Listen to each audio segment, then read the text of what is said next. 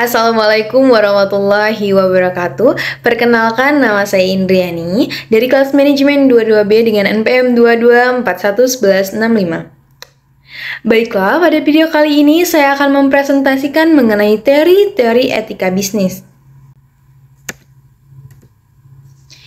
Teori yang pertama ialah teori keutamaan.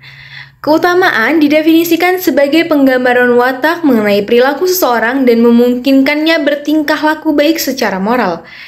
Kebijaksanaan merupakan suatu keutamaan seseorang sehingga bermodal hal tersebut, seseorang mampu mengambil keputusan yang tepat dalam berbagai kondisi.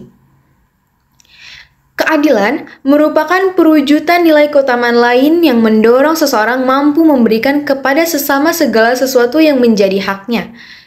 Kerendahan hati adalah keutamaan di mana seseorang tidak menonjolkan diri sekalipun situasi mengizinkan.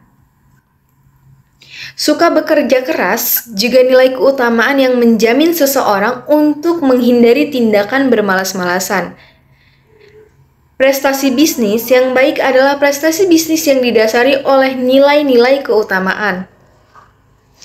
Hidup yang baik adalah virtuous life atau hidup keutamaan atau life is precious atau hidup adalah utama dan sangat berharga, baik digunakanlah setiap menit yang ada untuk berbuat sesuatu kebaikan kepada umat manusia.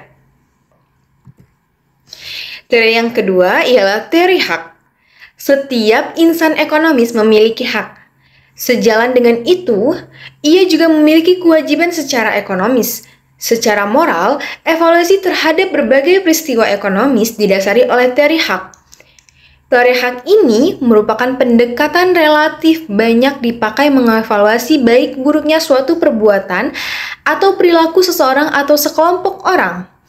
Teori hak merupakan aktivitas dari teori deontologi karena hak berhubungan dengan kewajiban. Bahkan, hak dan kewajiban seperti dua sisi mata uang logam yang saling melengkapi. Seseorang biasanya memiliki hak sekaligus kewajiban untuk berlaku sesuatu kepada orang lain. Teori yang ketiga ialah teori utilitarianisme.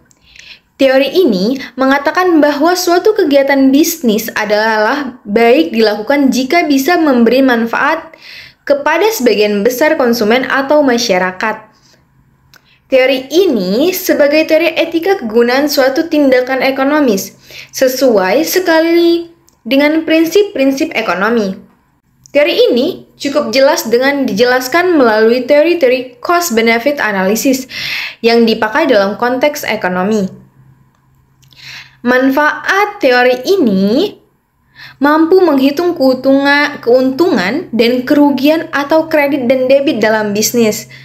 Banyak penganut teori ini mengusahakan melaksanakan perhitungan etis ekonomi tersebut.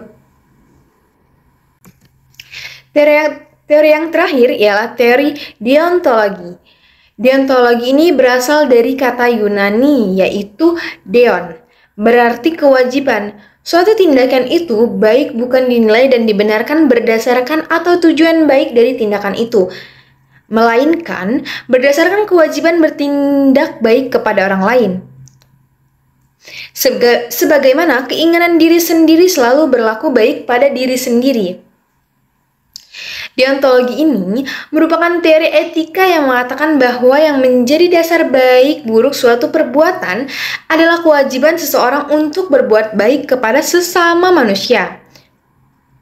Merupakan teori etika yang memberikan jawaban atas pertanyaan, mengapa suatu perbuatan adalah baik dan perbuatan itu harus ditolak sebagai buruk? Deontologi menjawab, karena perbuatan pertama menjadi kewajiban seseorang untuk berbuat baik pada orang lain, dan karena perbuatan kedua dilarang untuk dilakukan. Baiklah, mungkin itu saja yang bisa saya sampaikan. Saya akhiri dengan wassalamualaikum warahmatullahi wabarakatuh.